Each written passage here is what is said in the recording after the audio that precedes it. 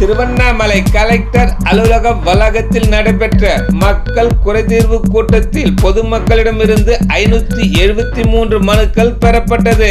Tiruvannamalai collector அலுவலக வளாகத்தில் நடைபெற்ற மக்கள் குறைதீர்வு கூட்டத்திற்கு மாவட்ட ஆட்சித்தலைவர் பாஸ்கர பாண்டியன் தலைமையில் நடைபெற்றது. ஆர்டிஓ மந்தாங்கனி உள்ளிட்ட அதிகாரிகள் பொதுமக்களிடமிருந்து பட்டா மாற்றம், இலவச வீட்டுமனை, முதியோர் உதவித்தொகை, அரசு நலத்திட்ட உதவிகள், மாற்றுத்திறனாளிகள் உதவி உபகரணங்கள், சுய தொழில் செய்ய கடனுதவி உள்ளிட்ட 573 நபர்களிடமிருந்து மனுக்களை பெற்றுக்கொண்டனர். மனுக்களை பெற்றுக்கொண்ட மாவட்ட ஆட்சித்தலைவர் அந்த மனுக்கள் மீது உடனடியாக நடவடிக்கை எடுக்க உத்தரவிட்டார். மேலும் பணி நிரந்தரம் செய்து மாதந்தோறும் ஊதியம் வழங்க வேண்டும் என வலியுறுத்தி டெங்கு கொசு ஒழிப்பு பணியாளர் சங்கத்தினர் மனு அளித்தனர்.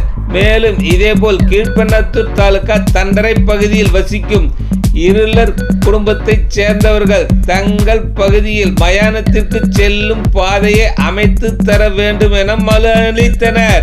இந்த மனுக்கள் மீது நடவடிக்கை எடுக்க மாவட்ட ஆட்சித்தலைவர் உத்தரவிட்டார்.